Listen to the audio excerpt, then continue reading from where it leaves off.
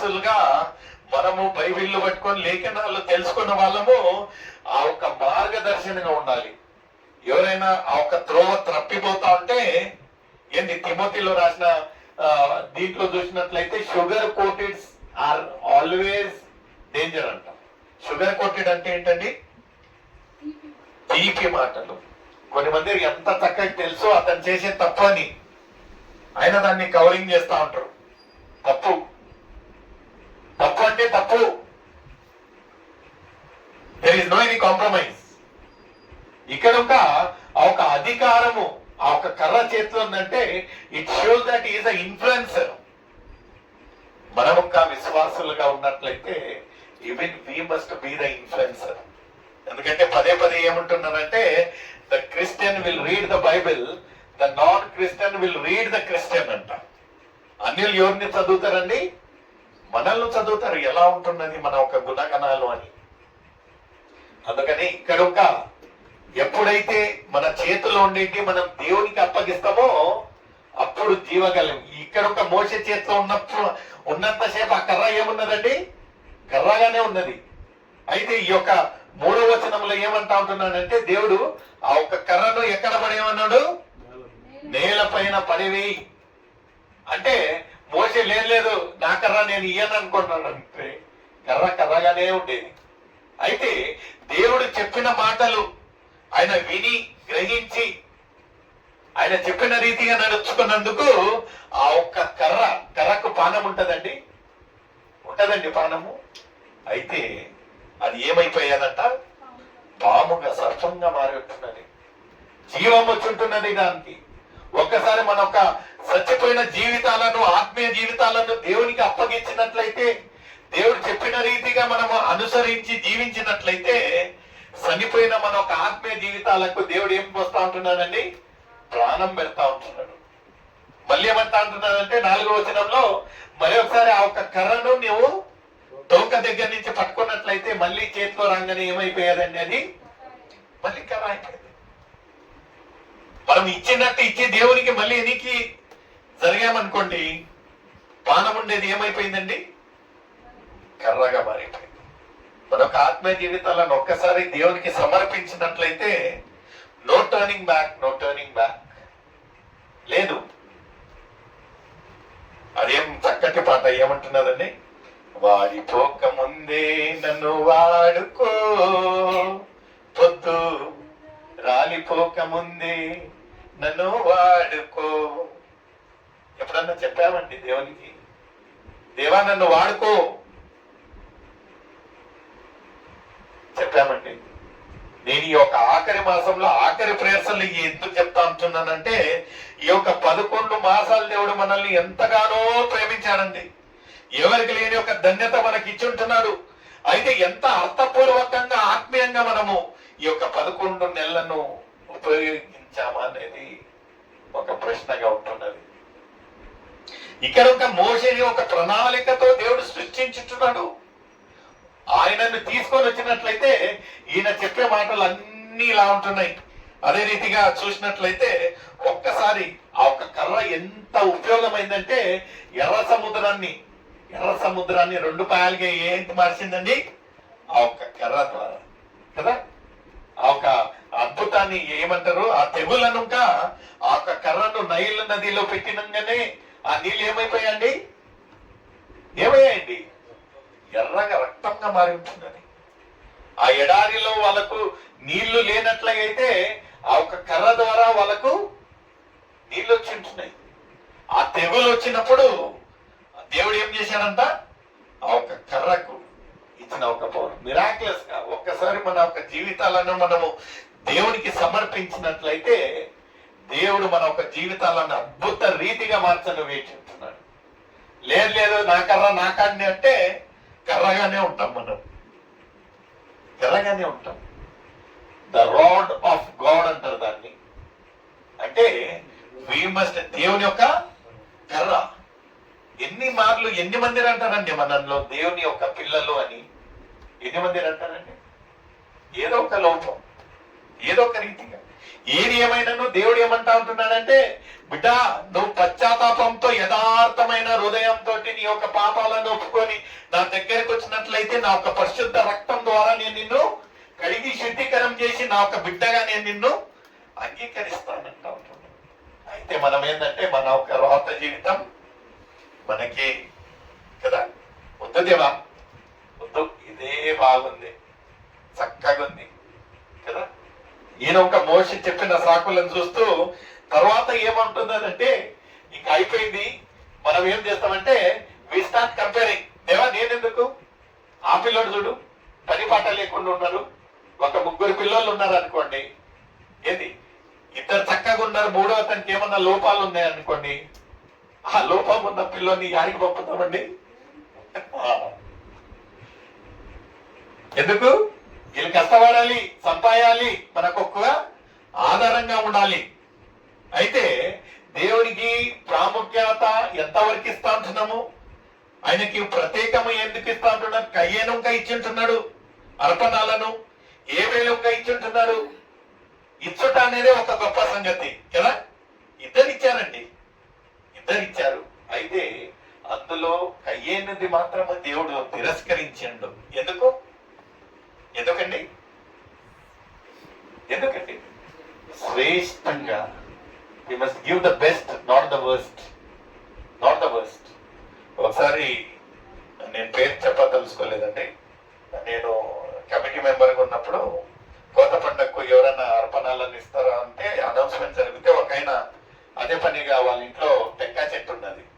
టెంకాయ చెట్టు ఉంటే, బాబు మీరు సాయంత్రం అంటా రాత్రి నేను టెంకాయలు తీసి పెట్టుంటా, మసాలాకి ఏమన్నా పనికి వస్తాయి అంటే మేము ఇంకా ఖుషి అయినాం కమిటీ వాళ్ళం. కొంచెం ఒంటె కొబ్బరి దొరికినట్టుంది అనుకొని అక్కడికి పోతే ఒక బ్యాగ్ లో కట్టి పెట్టినాడు. ఇంకా అయినా ముందు దాన్ని పరిశీలిస్తే బాగుండదని థ్యాంక్ యూ అని పెద్ద ప్రేయర్ చేసి, ఎందుకంటే మనము వస్తువులను చూసి ప్రేయర్ చేస్తాం కదా, ఆ ఒక బ్యాగ్ చూసి పెద్ద ప్రేయర్ చేసి వచ్చి తీసి చూస్తే అన్ని పుచ్చిపోయిన ఒక టెంకాయలు, పుచ్చిపోయిన ఒక వస్తువులు. దేవునికి ఏమనుకోని భయం లేదు, భక్తి లేదు మనకు. ఏం బ్రదర్ అట్ట అంటావు? క్రైస్తవులలో అవి 2 ఉంటాయి, నీకు తెలుసా? గుడిలో అడుగు పెట్టంగానే భక్తి, బయట కొత్త చెప్పులు ఉన్నాయో లేదా అని భయం ఉంటది మనకు కదా. 2 ఉన్నాయి, భయం భక్తి. ఏం చెప్పాలండి? చినిగిపోయిన ఒక నోట్లో అన్నపోయింటాడు కౌంటింగ్ కు, చాలా బాధ అనిపిస్తుంది. బ్యాంక్ వాడు ఇంకా 4 సార్లు చూస్తాడు మనల్ని డిపాజిట్ చేయకపోతే. ఎందుకండి? What is the reference what we are giving to God? దేవునికి ఇచ్చే ప్రాముఖ్యత ఇవ్వకుండా ఉండేది వేస్ట్ కదా. వి స్టార్ట్ కంపేరింగ్, నేనెందుకు వాళ్ళని తీసుకో ఈయన తీసుకొని. ఇక్కడ మోషే ఏమన్నాడంట? 10వ వచనంలో చదవండమ్మా, 4వ అధ్యాయం 10వ వచనం. అప్పుడు మోషే, ప్రభువా ఇంతకు మునుపైనను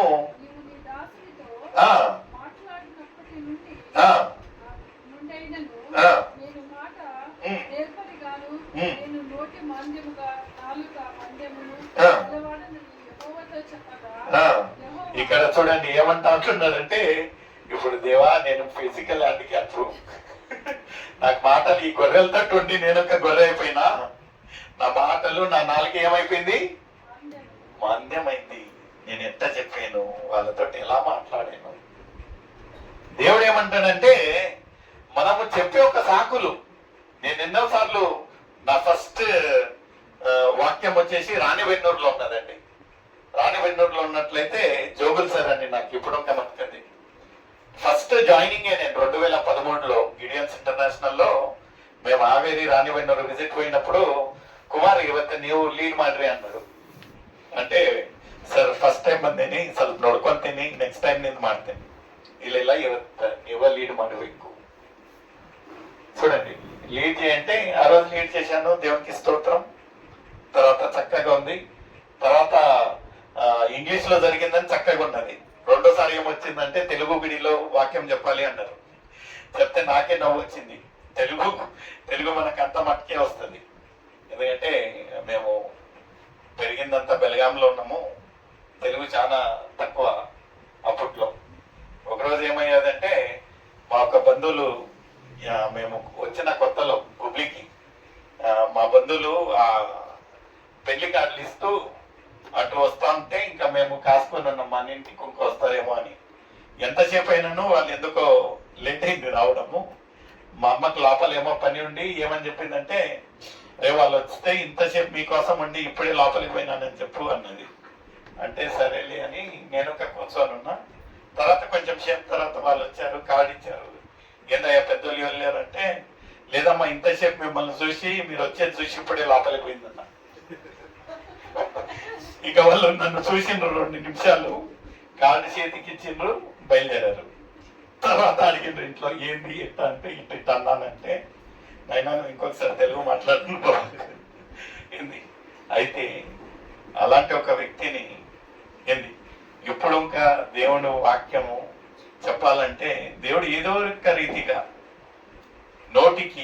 మన నోటికి ఆ తెలుగు భాషనే రాని ఒక వ్యక్తిని దేవుడు ఇంతగా వాడుకుంటా ఉంటున్నాడంటే, దేవుడు చెప్పిన రీతిగా నేను నీతో ఉంటాను అనే మాట ఈడ నెరవేరినట్టు మనం చూస్తాం. ఇక్కడ ఒక మోషే ఏమంటా ఉంటున్నాడంటే, నైనా నేను ఈ గొర్రెలతో ఉండి నా ఒక నాలుక ఏమైంటున్నది, మందమైంటున్నది, నేను ఎలా మాట్లాడానంటే, దేవుడు ఎంత చక్కటి మాట చూడండి 11వ వచనము. యెహోవా అడుగుతా ఉన్నాడు, నైనా నీ నోరు నాలుక గురించి నాకాడ చెప్పను మోవాకు. ఎందుకు? మానవునికి నోరు ఇచ్చిన వాడు ఎవరు?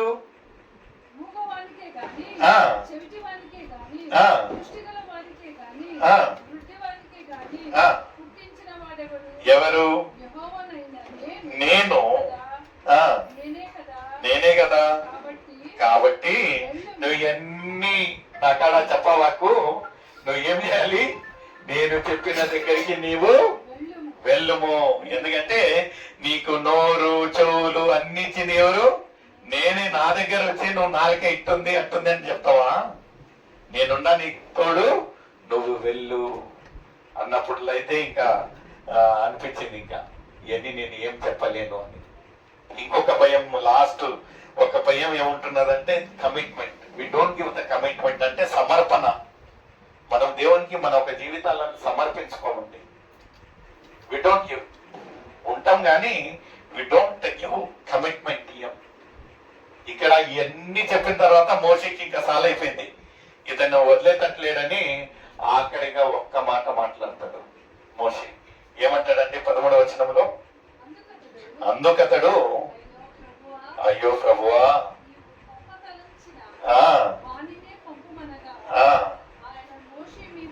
ఏమంటాడంటే, నైనా నువ్వు అన్ని చెప్పినావు కానీ నేను ఆ మంచిని కాదు, నేను ఆ వ్యక్తిని కాదు, మీరు దయతో ఎవరినన్నా వేరే వాళ్ళను పంపండి.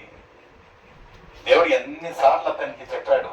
అతను అడిగిన ప్రతి ఒక్క ప్రశ్నకు నెమ్మదిగా ఆయన చెప్పాడు.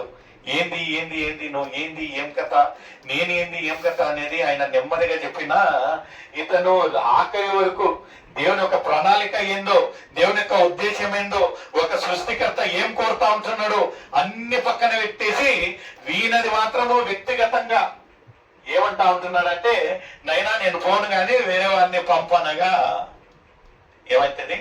Spare the rod spoil the child.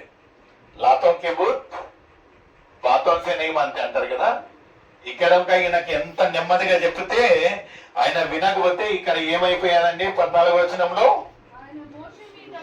ఆయన మోషే మీద కోపమన్నాడు. నిజంగా మన ఒక జీవితాలలో దేవుడు 11 నెలలు నిన్ను కాచి కాపాడి ఉంటున్నాను, నీకు ఒక ప్రణాళిక ఇచ్చి ఉంటున్నాను, నీకు ఒక ఉద్దేశం ఇచ్చి ఉంటున్నాను, సర్వలోకానికి వెళ్ళి నా ఒక సువార్తను నువ్వు ప్రకటించు అని 11 నెలలు అంటే 330 రోజులు నేను నీకు అనుగ్రహిస్తే, ఈ రోజు జనవరి నెల పండగ అయిపోయింది, తర్వాత శ్రమల రోజులు, తర్వాత ఈస్టరు, కోత పండగ, అన్ని నువ్వు సాకులు చెప్తా ఉన్నావు అంటే దేవుడు ఇంకా నీ పైన కోపపడతాడు సుమా. God is very serious. God is very serious. 11 నెలలు కాచి కాపాడి ఉంటున్నాడు.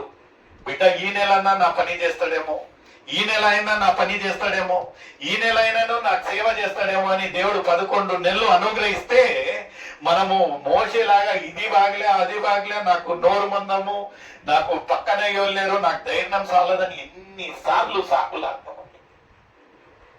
ఒక్కరోజు ఏమవుతుందంటే దేవుడు మన పైన ఒక్కసారి కోపగించుకున్నట్లయితే ఆయన ఉగ్రత ఎలా ఉంటుందో మనకు బాహాటంగా తెలుసు. ఎలా ఉంటున్నది మనం అనుకోవచ్చు, ఏంది గొప్పతనము మాలో విశ్వాసులు అంటే, ఏంది జబర్దస్తి నా పైన అంటే, మీకు ఒక బాధ్యత ఇచ్చింటున్నాడు దేవుడు. ఏం బాధ్యత అంటే ఇదే ఎజికేలు 33వ అధ్యాయము 7వ వచనం చదివి సహకరించండి, నేను ముగిస్తా. Book of Ezekiel 33rd chapter verses 7 and 8. నరపుత్రుడా, గనుక నా నోటి మాటను విని నా ప్రతిగా ఏం చేయాలంటే నువ్వు హెచ్చరించాలి. మనల్ని కంటా ఉంటున్నాడు. ఇన్ని మందిర్లలో ఈ యొక్క ఇంత పెద్ద జనసంఖ్యలో మన యొక్క జనసంఖ్య 2% అండి. ఎంత అండి? 2%. 2% ఉన్నను దేవుడు ఏమంటా ఉంటున్నాడంటే, నేను ఇంకొక ప్రణాళిక ఇచ్చుంటున్నాను, మిగతా 98% మీరు ఏం చేయాలి? హెచ్చరించాలి. మీరు హెచ్చరించాలి, చెప్పాలి. ఏది కరెక్ట్ ఏది తప్పనేది మీరు చెప్పాలి. ముందు చదవమ్మా. దుర్మార్గులారా,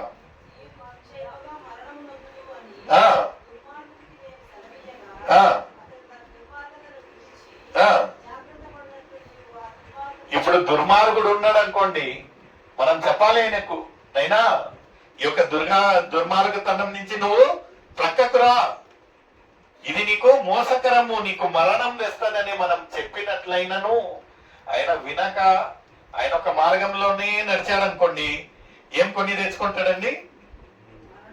మరణాన్ని కొని తెచ్చుకుంటాడు.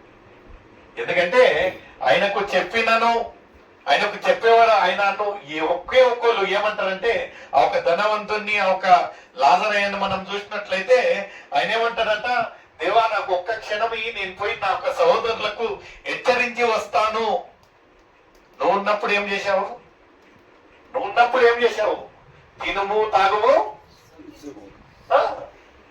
అక్కడ ధర్మశాస్త్రం ఉన్న వాళ్ళు ఉన్నారు, వాళ్ళు మీ సహోదరులు వింటే వాళ్ళు చెప్తారు నీ టైము అయిపోయింది. మన ఒక జీవితాలలో మనం అనుకోవచ్చు, నేను 10 మందిలలో నేను ఒక క్రైస్తవ బిడ్డను, దేవుడు ఆ 9 మందికి నువ్వు మాటలు చెప్పావా, దేవుడు ఒక మాటలు చెప్పావని అడుగుతాడు. ముందు చదవం అది, అదే 8వ వచనం చదవండి.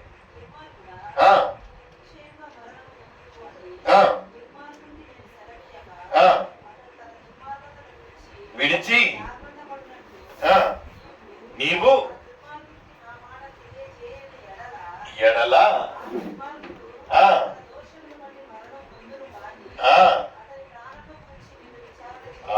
ఇక్కడంటే పాయింట్, ఏం పాయింట్ ఉంటుంది అది? అతనేనో దుర్మార్గుడి పనులతోటి ఆయన మరణించినట్లయితే ఆయన ఒక మరణం గురించి ఎవరిని అడుగుతారంట అండి? ఎవరిని అడుగుతారు? మనల్ని అడుగుతాడు. ఎందుకు నువ్వు చెప్పలేకపోయావు? We are entirely 101% responsible. మనం అనుకోవచ్చు ఏమని ఆయారం గయారం వచ్చినాము పోయినామనేది. చాలా కఠినమైన ఒక పరిస్థితులలో ఉంటున్నాం ప్రియమైన సోదరి సోదరుడా. ఏమున్నాను లోకరీతిగానే మన ఆలోచన అంత లోకరీతిగానే. అయితే ఆ ఒక దుర్మార్గుడు ఎవరైతే నీతోటి పని చేసేవాడో, నీతోటి ఉండేవాడో, అతను ఆయన ఒక దుర్మార్గ స్థానం నుంచి అతను మరణించినట్లయితే ఆయన ఒక మరణానికి కారణం ఎవరైతారమండి? మనము. దేవుడు నిన్ను చుట్టి అడుగుతాడు, ఆ పిల్లోడు నీతోటి కదా ఉన్నది, ఇన్ని సంవత్సరాలు నీతోటి ఉన్నాడు కదా, ఎప్పుడన్నా దేవుని గురించి చెప్పావా? హెచ్చరించావా? చూడండి ప్రియమైన సోదరి సోదరుడు, ఎందుకంటే మనం అనుకోవచ్చు ఏం లేదులే పాస్టర్ పని, అది నా పని కాదు. అయితే దేవుడు అందరినీ సరి సమానంగా ప్రేమించినప్పుడు ఆయన ఒక ఇచ్చిన ఒక ఆజ్ఞ అందరికీ సరి సమానమే కదా, అవునా కదా? ఆయన అందరినీ ఆయనకు గొప్పగా మనకు తక్కువగా ప్రేమిస్తాడండి? లేదు. పక్షపాతి కాదు దేవుడు. ఆయనని ఎంత ప్రేమిస్తాడో నిన్ను ఇంకా అంతే ప్రేమిస్తాడు. ఆ ఒక జీతము, పాపపు అనే జీతము మరణము తెలుసు. అయితే మనం హెచ్చరిస్తా ఉంటున్నామా? మనదే మనకు కదా. ఎంత భయంకరమైన ఒక మాట చూడండి. ఒక మాట ఏమంటా ఉంటున్నాడంటే, వాడు దుర్మార్గ స్థానం నుంచి వాడు చనిపోయినట్లయితే నా యొక్క మరణానికి బాధ్యత మనం. ఎలా ఉంటున్నది మన ఒక ఆత్మీయ జీవితం? ఇప్పుడు ఒక ఏం కాలేండి, ఒక 11 సంవత్సరాలు 11 నెలలు ఏమైతున్నదో మనకు గత 11 సంవత్సరాలు అంటే మనది ఈ యొక్క సంవత్సరము ప్రేయర్సలు 11 సంవత్సరాలు అవుతా ఉంది మనం స్టార్ట్ చేసుకొని. దేవుడు 2024లో అనుగ్రహించింది 11 నెలలు. దేవుడు ఇంకా ఈ గతించిన సమయం గురించి బాధపడటం లేదు. గత అయిపోయింది. అయితే నూతనంగా ముందుండే జీవితాన్ని, ముందుండే ఒక సమయం గురించి దేవుడు ప్రలాపించేది ఏముంటున్నదంటే, బిడ్డ నీ యొక్క పరిస్థితి ఏంటి? మనం ఒకే ఒక్క మాట చూసుకొని ముగిస్తామండి. యెర్మీయా 42వ అధ్యాయము 3వ వచనం. మనం చేయాల్సిన ఒకే ఒక పని ఉంటున్నదండి విశ్వాసులుగా. 42వ అధ్యాయము 3వ వచనం ఒకటి చదువుకొని మనం ఈ యొక్క కూటాన్ని ముగించుకుందామండి. మనము విశ్వాసులుగా దేవుడి దగ్గరికి వచ్చి ఒక దేవుని బిడ్డగా మనం అడగాల్సిన ఒక మాట ఏముంటున్నదంటే, చదవండమ్మా. మేము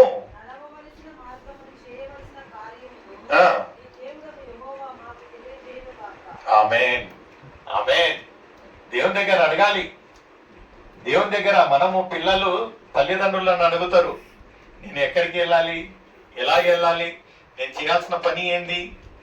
మనం ఇంకా దేవుడి దగ్గరికి వెళ్ళి ఒక విశ్వాసాల బిడ్డలుగా ఆయన ఏమని అడగాలంటే, దేవా నేను ఏం చెయ్యాలి, ఎలా చెయ్యాలి అనేది మనం అడిగినట్లయితే దేవుడే మనల్ని నడిపించేవాడుగా ఉంటాడు. అడుగుడి మీకు ఇవ్వబడును, తట్టుడి మీకు వెలుకుడి కదా. దేవుడు ఎంత చక్కగా చిన్న పిల్లలకు చెప్పినట్టు చెప్తా ఉంటున్నాడు. కానీ మనము వినే చెవులు లేవు, అడిగే నోట్లు లేవు. అందుకనే మనం ఇంకా వెనకబడి ఉంటున్నాం. ఏది ఏమైనా ప్రియమైన సోదరి సోదరులారా, దేవుడు మనకు అనుగ్రహించిన ఈ యొక్క గొప్ప సంవత్సరం కొరకై ఇంతవరకు కాచి కాపాడినందుకు దేవుణ్ణి స్తుతిస్తూ, ఆఖరిగా మన మధ్యలో ఉన్న భాస్కర్ అన్న గారు ప్రేయర్ చేసి ఒక కూటాన్ని ముగించాలని నేను కోరుకుంటాను.